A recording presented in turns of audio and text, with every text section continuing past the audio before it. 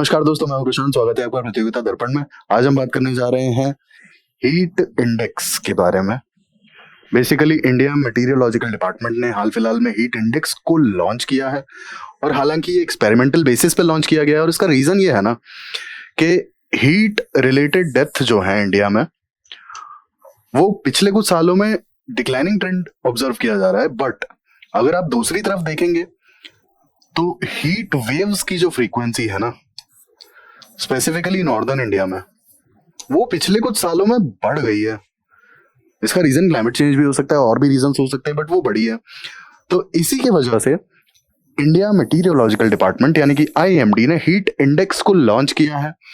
और ये एक ऐसा टूल है जो ह्यूमिडिटी का इन्फ्लुएंस कैलकुलेट करता है टेम्परेचर पर। बेसिकली एक फील लाइक टेम्परेचर बताता है, यानी कि भले ही टेम्परेचर 40 डिग्री हो लेकिन अगर ह्यूमिडिटी हाई है तो ह्यूमंस के लिए वो काफी डिस्कम्फर्ट वाला टेम्परेचर होगा। रीजन बीइंग जो फील लाइक टेम्परेचर बनेगा ना जाके, वो हो सकता है 45 या 46 बने। मतलब कि टेम्परेचर अगर 40 डिग्री और हायर ह्यूमिडिटी है तो ह्यूमंस की बॉडी ऐसे फील करेगी जैसे वो 45 या 46 डिग्री टेम्परेचर फील कर रही है। तो इसीलिए काफी जरूरी था कि ह्यूमिडिटी का क्या इन्फ्लुएंस होता है टेम्परेचर्स पे, ये इन्फ्लुएंस कैलकुलेट किया जाए, देखा जाए। और इसके लिए एक टूल की जरूरत थी जो हीट इंडेक्स के नाम से आईएमडी ने हाल फिलहाल में टेम्परेरी और एक्सपेरिमेंटल बेसिस पे लॉन्च किया है।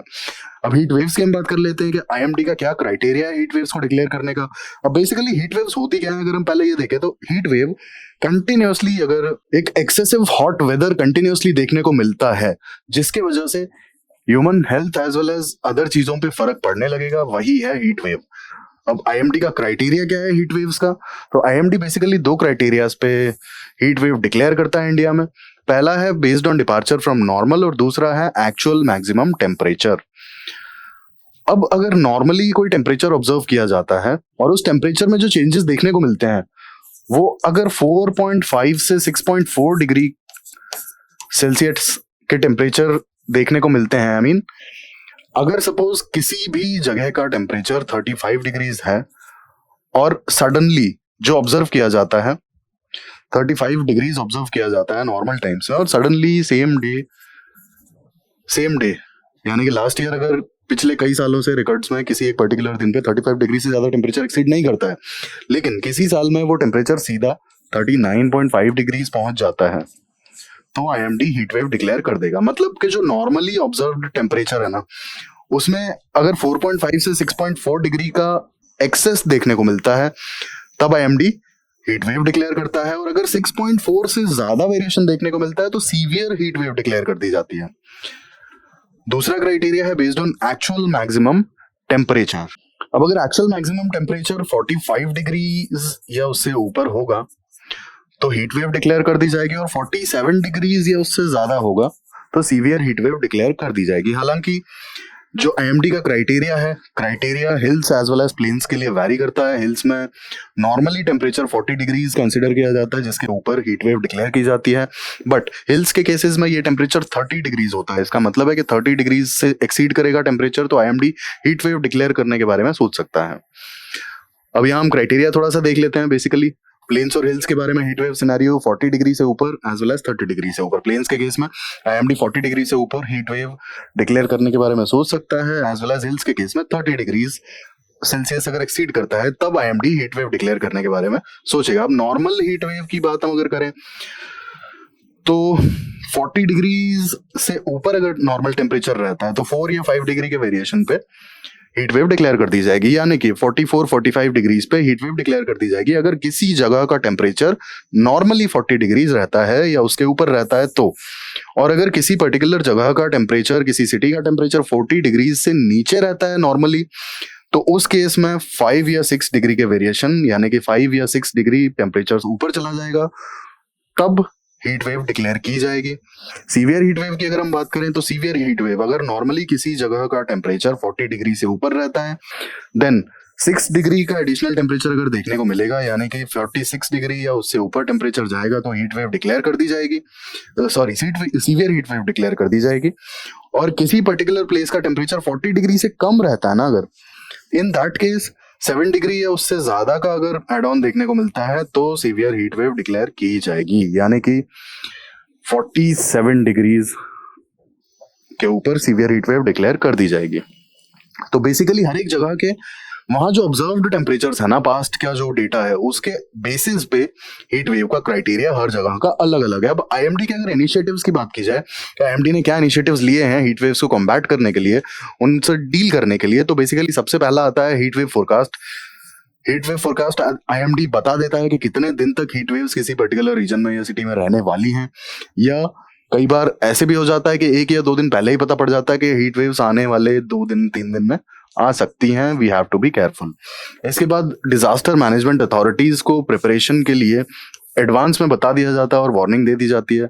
अब होता क्या है ना कि जनरली हीट वेव्स के आने पर हेल्थ इमरजेंसीज सबसे ज्यादा देखी जाती हैं, स्ट्रोक्स और डिहाइड्रेशन, इस तरीके की जो हेल्थ इमरजेंसी है ना, हेल्थ इमरजेंसी के काफी केसेस देखने को मिलते हैं। दिस इज द रीजन के डिजास्टर मैनेजमेंट अथॉरिटीज को पहले से ही तैयार कर दिया जाता है वार्निंग्स दे करके। इसके बाद डेली फोरकास्ट दिया जाता है अगले कई दिनों तक।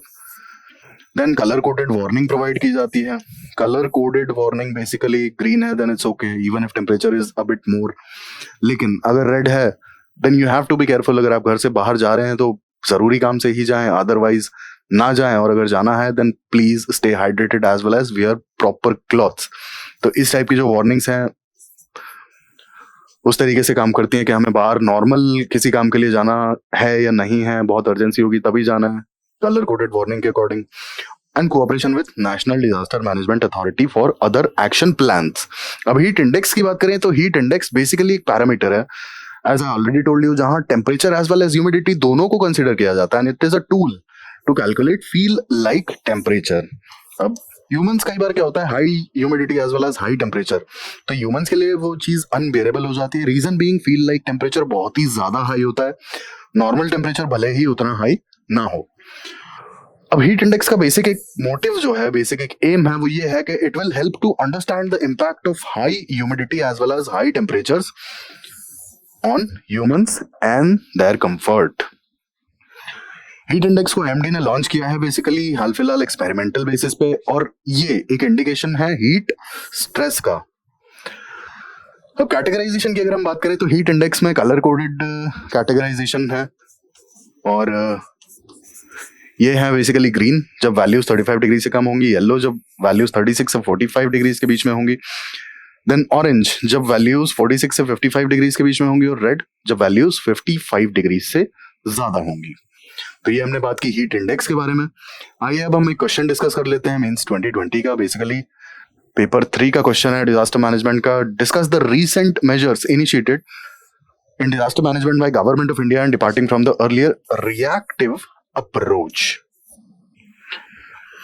अब यहाँ कीवर्ड्स की अगर बात करें तो मेजर कीवर्ड्स हैं recent measures regarding disaster management and earlier reactive approach. अब अगर हम थोड़ा सा रिएक्टिव अप्रोच के बारे में बात करें तो रिएक्टिव अप्रोच में कई बार क्या होता था कि अगर कोई कैलामिटी या कोई डिजास्टर आया तो गवर्नमेंट एक्शन लेगी, अदरवाइज कोई फ्यूचरिस्टिक प्लान नहीं है, पहले से प्लानिंग नहीं करके रखते हैं कि अगर कोई कैलामिटी आती है तो हम क्या करेंगे, हमारा प्लान ऑफ एक्शन क्या होगा। तो ये जो डिफरेंस है, ये डिफरेंस हमें रिसेंट मेजर्स में देखने को मिला है। तो हम यहाँ पर थोड़ा सा रिएक्टिव अप्रोच के बारे में डिस्कस करके आगे बढ़ जाएंगे, और हम 2004 की सुनामी के बारे में भी हम डिस्कस कर सकते हैं कि कितना life as well as property loss हुआ था वहां पर। अब रिसेंट अप्रोचेस में हम CDRI के बारे में बात कर सकते हैं, coalition for disaster resilient infrastructure. इसकी हेडक्वार्टर्स न्यू दिल्ली में है। Basically funding as well as technology provide करना regarding the disaster resilient infrastructure. अब डिजास्टर रेजिलिएंट इंफ्रास्ट्रक्चर बेसिकली आप देखिए साइक्लोन्स में, अर्थक्वेक्स में, सुनामी में कितना ज्यादा इंफ्रास्ट्रक्चर डैमेज होता है। तो इसीलिए हमें डिजास्टर रेजिलिएंट इंफ्रास्ट्रक्चर की तरफ कभी ना कभी तो मूव करना ही पड़ेगा। हम ऐसे नहीं कर सकते कि छोटे मोटे नेचुरल कैलामिटीज में हमारा पूरा डिजास्टरस तरीके से इंफ्रास्ट्रक्चर तबाह हो जाए। रीजन बीइंग सिर्फ यहाँ पर इंफ्रास्ट्रक्चर नहीं जा रहा है, इंफ्रास्ट्रक्चर के साथ साथ में अगर आप देखेंगे तो लाइफ लॉस भी बहुत ज्यादा होता है। तो इसीलिए ये काफी इंपॉर्टेंट इनिशिएटिव था। इसका हेडक्वार्टर्स बेसिकली न्यू दिल्ली में है। काफी सारे कंट्रीज इन्वॉल्व हैं इंडिया के साथ में रिगार्डिंग डिजास्टर रेजिलिएंट इंफ्रास्ट्रक्चर। इसके अलावा अगर हम बात करें तो IMD as well as NDMA के काफी इंपॉर्टेंट रोल रहे हैं regarding forecast as well as future preparedness for calamities. इसके अलावा और कई सारे स्टेप्स लिए हैं गवर्नमेंट ने, जैसे कि बिम्स्टेक की डिजास्टर मैनेजमेंट की एक्सरसाइजेज होती रहती हैं। देन इसरो ने लैंडस्लाइड एटलस हाल फिलहाल में पब्लिश किया है, जिससे कि लैंडस्लाइड के जो हॉटस्पॉट्स हैं उनका आइडिया हमें लग जाएगा, तो एटलीस्ट वहाँ पे जो प्रिपेयर्डनेस है वो बढ़ाई जा सकती है। Then NDRF, national disaster response forces, अब इनका बेसिकली जो काम करने का तरीका है, जो बेंचमार्क है, it is derived from the Sendai framework of disaster management, disaster risk reduction. तो ये हमने काफी सारे इनिशिएटिव से बात की, आपको यही सारे इनिशिएटिव्स यहाँ पे डिफाइन करने हैं, एज वेल एज इनके थोड़े बहुत कुछ सपोर्टिव डेटाज आप प्रोवाइड कर सके तो बहुत बेटर होगा। काफी सारे इनिशिएटिव्स हमने डिस्कस कर लिए, इनमें हीट इंडेक्स भी आप मेंशन कर सकते हैं कि IMD ने recently heat index experimental basis पे स्टार्ट किया है। तो ये सारे इनिशिएटिव्स जो हैं डिजास्टर मैनेजमेंट के, अगर आप देखेंगे तो काफी फ्यूचरिस्टिक हैं। फ्यूचरिस्टिक यानी कि हम आने वाले डिजास्टर्स के लिए खुद को प्रिपेयर कर रहे हैं। यहाँ पर ऐसा नहीं है कि डिजास्टर आ गया हम उसके बाद कोई एक्शन ले रहे हैं, हम बेसिकली आने वाले जो डिजास्टर्स हैं उनको एड्रेस करते हुए, और जो हमें पता है कि जो नुकसान हो सकता है हम उसके लिए मेंटली प्रिपेयर हैं, एज वेल एज इंफ्रास्ट्रक्चर वगैरह और हमारा प्लान ऑफ एक्शन सब कुछ तैयार है। आप अम्फान के केस में यहाँ पर मेंशन कर सकते हैं कि अम्फान के केस में national security guards as well as other agencies जो हैं काफी प्रिपेयर्ड थे, जिससे काफी सारा मतलब होता है ना कोस्टल एरिया का destruction as well as fishermans का जो भी life as well as property loss काफी हद तक बचाया गया है। तो ये यहाँ पर इसीलिए मैंने हाईलाइट किया था रिएक्टिव अप्रोच। यहाँ पर अपने को रिएक्टिव अप्रोच वाला नहीं है कि हाँ कोई डिजास्टर हो या कोई कैलामिटी आ गया उसके बाद में हम उसे डील कर रहे हैं, नहीं। जैसे आप अम्फान के केस में देखेंगे तो काफी प्लान ऑफ एक्शन काफी अच्छा रहा था। इसके बाद 2023 में जो साइक्लोन आया था बिपर जो है, इसमें भी प्लान ऑफ एक्शन काफी ज्यादा अच्छा रहा था गवर्नमेंट का। अगर आप देखेंगे तो गुजरात फॉरेस्ट डिपार्टमेंट इतना ज्यादा एक्टिवली, मतलब जो गिर के जो लायंस थे ना, इतना एक्टिवली ट्रैक किया जा रहा था उन्हें कि अगर किसी तरह का प्रॉब्लम वो फेस करेंगे तो हम सीधे उन्हें वेटनरी हॉस्पिटल में या फिर कहीं सेफ जगह पर पहुंचा देंगे। ठीक है, प्रोटेक्टेड स्पीशीज है, उसके लिए काफी ज्यादा अच्छे से मतलब प्लान ऑफ एक्शन चलाया गया था। तो ये आप सारे जो इनिशिएटिव्स हैं आप ये मेंशन कर सकते हैं कि ऑलरेडी होता है ना, हम लोग काफी ज्यादा डिजास्टर रिलेटेड लॉसेस देख चुके हैं, और जिसके वजह से गवर्नमेंट ऑफ इंडिया पिछले कुछ डेकेड्स में अगर देखा जाए तो specifically after like 2004 tsunami, government of India का जो डिजास्टर मैनेजमेंट का प्लान ऑफ एक्शन है ना, उसमें काफी अच्छे चेंजेस देखने को मिले हैं। नेशनल डिजास्टर मैनेजमेंट अथॉरिटी को काफी पावर्स हैं, इसके बाद नेशनल डिजास्टर रिस्पॉन्स फोर्सेस की काफी अच्छी ट्रेनिंग होती है और काफी उन्हें फंड्स प्रोवाइड किए जाते हैं। तो बहुत फ्यूचरिस्टिक प्लान्स हैं। ठीक है, किसी भी तरह का कैलामिटी आता है, किसी भी तरह का डिजास्टर आता है, तो we are already prepared to address it. हमें पता है कि हमें कितना लॉस हो सकता है, इसलिए हम पहले से ही तैयार हैं। That's what is difference between reactive approach as well as futuristic approach of disaster management. यही सारी चीजें आपको मेंशन करनी थी, और क्योंकि 15 मार्कर है तो थोड़ा सा आपको डिटेल में लिखना पड़ेगा, थोड़े डेटास प्रोवाइड करने पड़ेंगे। अगर कोई बहुत ज्यादा टेक्निकल टर्म है तो हो सकता है कि आपको वो भी बीच में आप एक्सप्लेन कर दें ब्रैकेट में। That's how you are going to finish your answer. और कंक्लूजन में आप यही लिखेंगे कि पिछले एक डेकेड में गवर्नमेंट ने काफी अच्छे अप्रोचेस ऑप्ट किए हैं, और आप यहाँ सारे स्टेप्स मेंशन कर देंगे, और आप फाइनली कंक्लूड करेंगे कि गवर्नमेंट की जो अप्रोच है फ्यूचरिस्टिक है। आने वाले कैलामिटीज से निपटने के लिए, आने वाले जो कैलामिटीज हैं उन्हें एड्रेस करने के लिए, और life loss as well as property loss को मिनिमाइज करने के लिए गवर्नमेंट काफी फ्यूचरिस्टिक तरीके से प्लान करके चल रही है। That's how you are going to conclude this answer. तो ये हमने बात की हीट इंडेक्स के बारे में, एज वेल एज हमने मेंस का एक क्वेश्चन भी डिस्कस किया रिगार्डिंग डिजास्टर मैनेजमेंट। ऐसे ही आप इंफॉर्मेटिव वीडियोस से जुड़े रहने के लिए प्लीज सब्सक्राइब करें, एज वेल एज लाइक और शेयर भी करें आप।